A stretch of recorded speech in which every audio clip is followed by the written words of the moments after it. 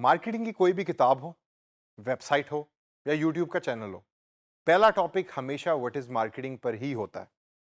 तो मैं digital marketing का कोर्स टीच करने से पहले कैसे इस टॉपिक को मिस कर सकता हूं?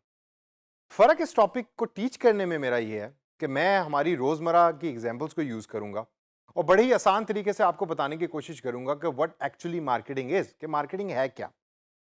तो आइए सबसे पहले मैं आपको एक एग्जांपल देता हूं और इसके ऊपर आपने बड़े गौर से सोचना है। आप घर पे बैठे हैं, एकदम फोन रिंग होता है, आपने फोन पे किया, दूसरी तरफ से एक खातून बात कर रही हैं जिनका नाम है साइमा। साइमा ने कहा कि जी मैं एक इंश्योरेंस कंपनी से मेरा ताल्लुक है और आज अगर आप ये पैकेज साइन अप करवाएंगे तो हम आपको 20% डिस्काउंट देंगे, आपको भी और आपकी फैमिली को भी। तो सवाल मेरा आपसे दोस्तों ये है कि क्या साइमा मार्केटिंग की जॉब कर रही है? दूसरी एग्जांपल और बड़ी इंटरेस्टिंग। आप अक्सर शॉपिंग मॉल जाते होंगे, अक्सर मार्केट्स जाते होंगे, संडे बाजार या इतवार बाजार जाते होंगे।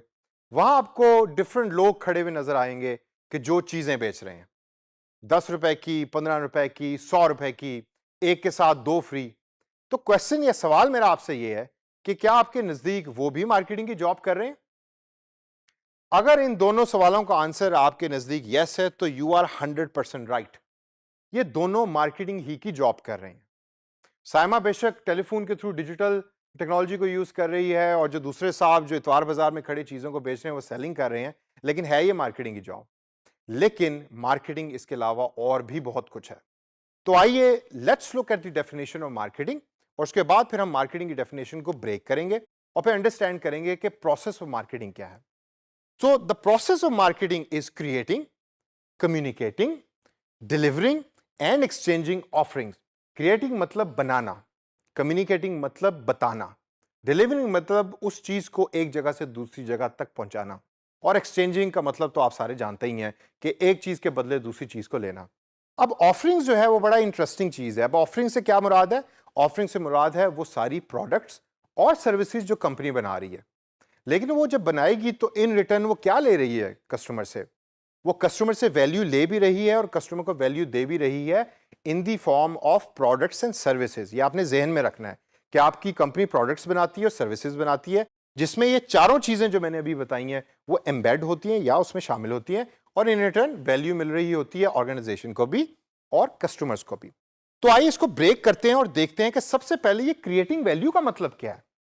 अब आप ये मेरे पीछे देखें, ये आपको एक शेल्फ नजर आ रहा है जिसके ऊपर डिफरेंट प्रोडक्ट्स आपको पड़ी हुई नजर आ रही हैं।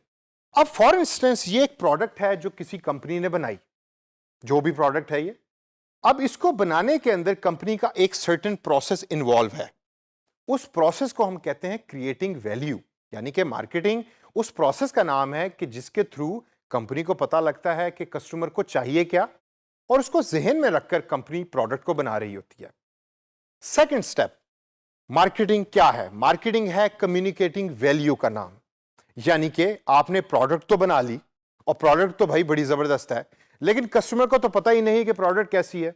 तो आप एक इफेक्टिव मैसेज जो है वो कस्टमर को देते हैं कि जिसके बाद कस्टमर को पता लगता है कि आपकी प्रोडक्ट जो है, ओ भाई बात सुनना यार, ये प्रोडक्ट तो खरीद लो।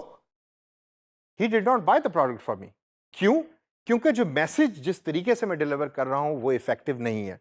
तो की पॉइंट क्या है कि कम्युनिकेटिंग वैल्यू तो है, आप कस्टमर को बता तो रहे हैं, लेकिन उसको इफेक्टिव तरीके से बताएं ताकि कस्टमर उसको सुने। तीसरा पॉइंट और बड़ा important, delivering value. Delivering value से मुराद ये है कि प्रोडक्ट बन गई, आपने कस्टमर को भी बता दिया, सर्विसेज बन गई, आपने कस्टमर को भी बता दिया, लेकिन अब उसको डिलीवर भी तो करना है, उसको कस्टमर की प्रेमिसेस या उसकी जगह तक भी तो पहुंचाना है, ख्वाह वो ऑनलाइन हो या ऑफलाइन हो। तो delivering that product and value is the job of an organisation, is the job of a company. तो कंपनी जो है उस प्रोडक्ट और सर्विस को कस्टमर तक पहुंचाती है और इस पूरे प्रोसेस को पहुंचाने तक, कस्टमर को पहुंचाने तक, इसको मार्केटिंग कहते हैं। लास्ट स्टेप जो है वो सबसे इंपॉर्टेंट है, जिसमें कंपनी को भी रिवॉर्ड मिलता है, कस्टमर को भी रिवॉर्ड मिलता है। उस स्टेप को हम कहते हैं एक्सचेंजिंग वैल्यू। आपने प्रोडक्ट सर्विस बना ली, आपने कम्युनिकेट कर दिया और आपने डिलीवर कर दिया। अब बारी आई है एक्चुअल सेलिंग की। आपने एक चीज जो आपने बनाई है वो कस्टमर को दी और कस्टमर से आपने पैसे पकड़े और आपको फाइनेंशियल रिसोर्सेज की वैल्यू मिल गई और कस्टमर को प्रोडक्ट मिल गया। Last but not the least, जो सबसे इंपॉर्टेंट बात मार्केटिंग के अंदर हम अक्सर मिस कर जाते हैं कि बिजनेस का only purpose is not to earn money. ये बड़ा इंपॉर्टेंट है। आपने प्रोडक्ट बेच के पैसे तो कमा लिए, लेकिन क्या कस्टमर उस प्रोडक्ट से खुश भी है? और अगर कस्टमर खुश है तो वो फिर आपको 5 स्टार्स देगा, और जब वो आपको 5 स्टार्स देगा तो फिर आपका एम्बेसडर भी बनेगा। एम्बेसडर बनेगा तो फिर वो दूसरे लोगों को भी बताएगा कि भाई इस कंपनी की प्रोडक्ट खरीदो, वो सबसे अच्छी है। और जब वो बताएगा तो फिर ऑटोमेटिकली आपके नंबर ऑफ कस्टमर्स इंक्रीज करेंगे। तो आपका objective as a company marketing करने का ये होना चाहिए कि मेरा कस्टमर सबसे ज्यादा खुश हो ताकि वो बार बार आपके पास आए।